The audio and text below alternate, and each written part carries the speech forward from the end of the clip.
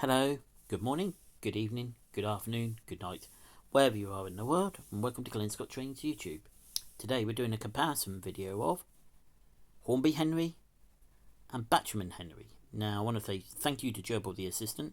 He's had these running out today, both of these running today, just doing the usual checks on them, make sure that they still work okay. So I want to say thank you to him for the loan of these. Yes, I do have my own Bachmann Henry, but he's packed away at the moment, so it was just easier to use both of Gerbil the assistants. But there you go, I digress. Now, we'll do the Bachmann one first, and then we'll do the Hornby one second. Now, with the Hornby one, there's two actual Hornby Henrys. Now, the darker green one, there's a slightly darker green one, which is the first generation one. This is a second generation one, the lighter green, and it comes DCC ready, which was the one we've got here, the light green one. So there you go. But we'll talk about the Hornby one a little bit more after I've done doing the Bachmann one. So here you go. Here's the Bachmann one first. Here you go. Here's the Bachmann one. There's this side. By the way, the power unit for these are in here, in the locomotive. There you go. There's the front. The eyes do move. That's creepy when it does. There you go. No sprung buffers. Just recently, Gerbil the assistant has started putting the front couplings back on all of his Bachmann ones. So there you go. There's the coupling, just to show you that it's back on. Here's the underneath. And there's the drawbar for the connection to the tender. Right, we'll do the inside of the cab first. There is no, if you actually look, there is no cab detail in there. Empty. Hold on, I'll try and angle it a bit better for you. There you go. Right, there's this side. There's this side. Oh yeah, we'll do the other side in a second. There's the top. And just to be safe that I've done both sides. There you go. As you can see, it's basically the same on both sides. Nice little runner, actually. Very good little runner, actually. And there is a difference in size as well between the Hornby and the Bachmann. Again, definitely. There's also a little bit of weight difference. The Bachmann one is slightly lighter than the Hornby one. Right, I digress. Let's get back to this. Here's the tender for the Bachmann one. There's this side. Right, let's do the freewheel test, shall we? First, 1, 2, 3. All the wheels are pretty free rolling, as you can see. There you go. I'll just do that one just to show you. Right, there you go. There's the coupling, because I know, like I say, people like to look at the coupling. No sprung buffers. There's this side. No cab detail there either.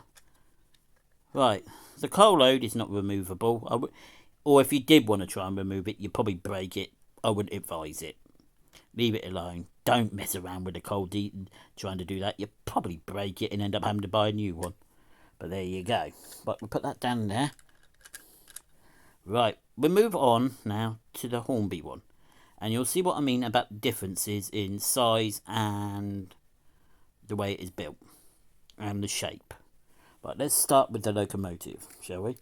Now, the power unit for the locomotive is not in the locomotive. It's actually in the tender. Here you go. There's this side.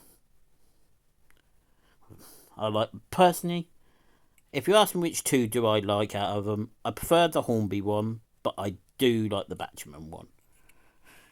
There you go. There's this side. Now, I'm going to do something for you. You can't see properly inside because it's so dark.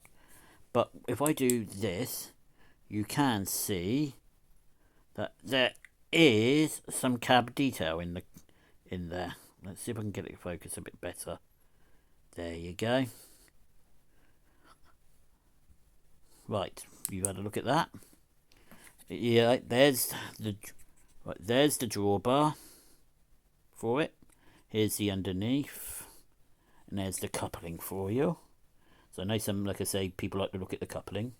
So we looked at this side, now onto this side. As you can see, basically the same thing. Very nice, isn't it? There you go. Bump. But there's the top. No, the eyes don't move on this. That's the one thing I forgot to say. No sprung buffers on the front, and the eyes don't move. Yay! Hello everybody, I'm Henry. Pleased to meet you. Sorry, having a bit of fun.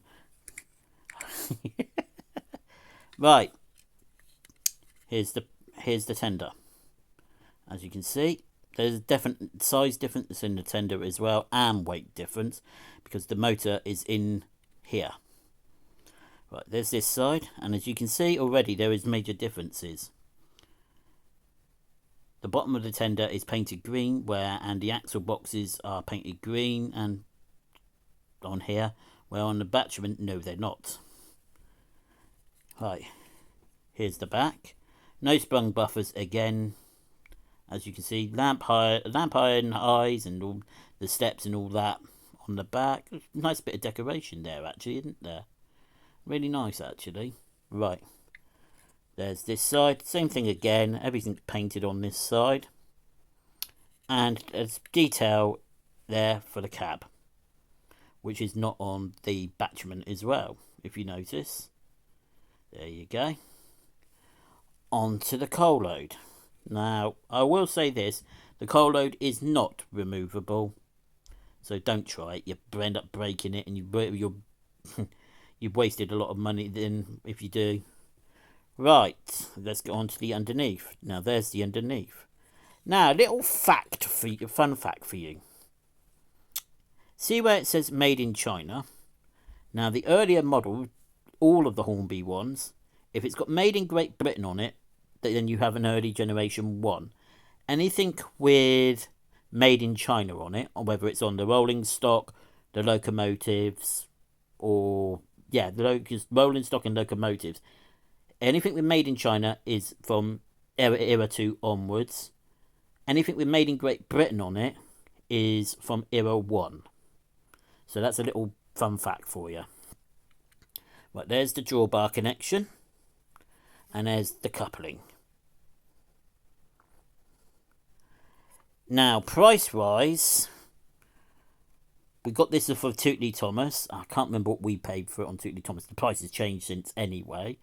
Go in and have a look and see if he's got any in stock. He probably has. We bought this off eBay a little while ago, and it cost a fortune. Well, no, actually, it didn't cost that much. It cost about over 100 quid. Definitely. Can't remember exactly how much over 100 quid, but it did cost over 100 quid. Well worth it. Great little runner. Don't run it too often because they're not that easy to find, the light green ones either. It's easier to find the light green ones than it is the era 1 darker green ones. But there's the difference in greens you will see if you go looking or if you own one. There is definitely a difference in the greens for Hornby. Right. Like, subscribe, leave a comment. Have a good day. And thanks for watching this. Bye for now.